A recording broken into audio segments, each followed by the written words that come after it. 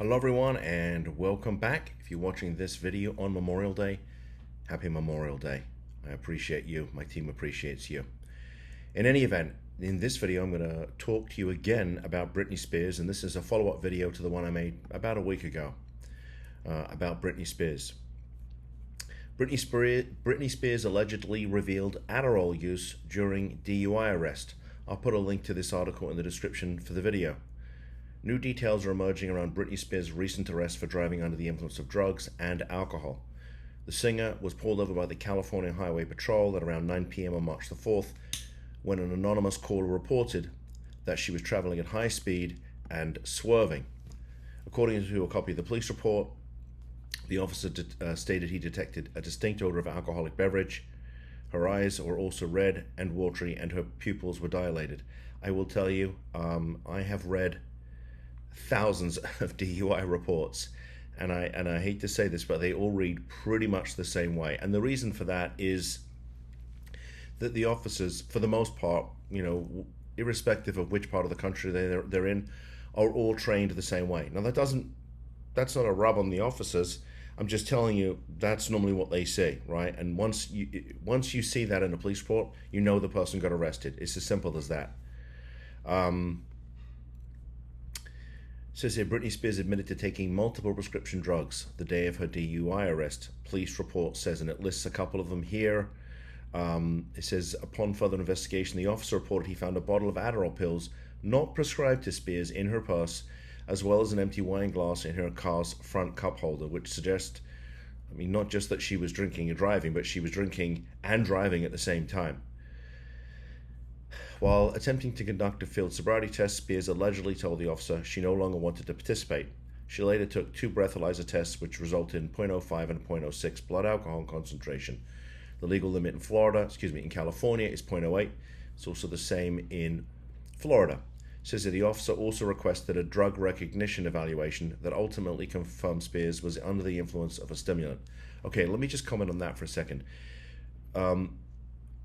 When it says drug recognition evaluation, they're talking about what's known as a DRE. We used to call them in Florida drug recognition experts. These are officers that are specially trained, and literally they can look at your eyes and tell that you're under the influence of a stimulant and what kind of stimulant it is. I remember when I was a young prosecutor back in the 90s, and we learned all about DREs. We actually had a DRE officer come in and explain to us how it all worked. Really cool stuff. I can't sit here and explain the science behind it. A lot of the time the DREs are used, when, say, a driver of an 18-wheeler is pulled over, because a lot of those guys, from what I understand, are using stimulants so they can stay awake longer, so they can drive longer, all that other fun stuff. But apparently there was, they're now saying she had Adderall in her system. It's a shame. What a pity. Just amazingly talented young lady with all the everything, all the money and resources she could ever want. And there's also the whole story about the guardianship and conservatorship that her parents had over her. In any event, I'll let you read this for yourself. But if you've got a loved one who's been suffering for a long time with any type of behavioral health issue, drug use, alcohol, mental health, and you're tired of the chaos, you're tired of being sick and tired, and you want a different outcome, we'd like to talk to you. Please reach out to us. Let's see what options may or may not be available to you, what different options, a different outcome is available to you. If there's an issue going on in your family and I've not made a video about it, let me know.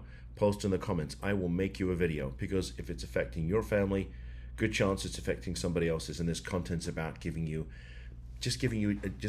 hopefully a different version or a different view of what might be available to you.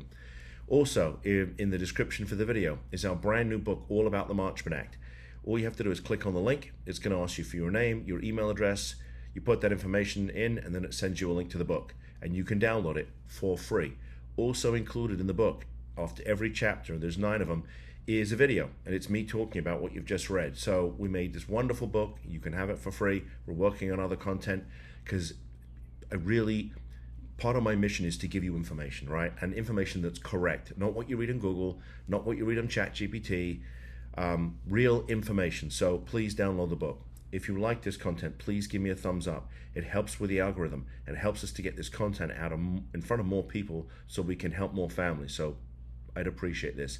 And if you want more of this content that I make every day for you, even on Memorial Day, please subscribe to the channel. And with that said, thanks for tuning in. I'll see you in the next video. Bye-bye.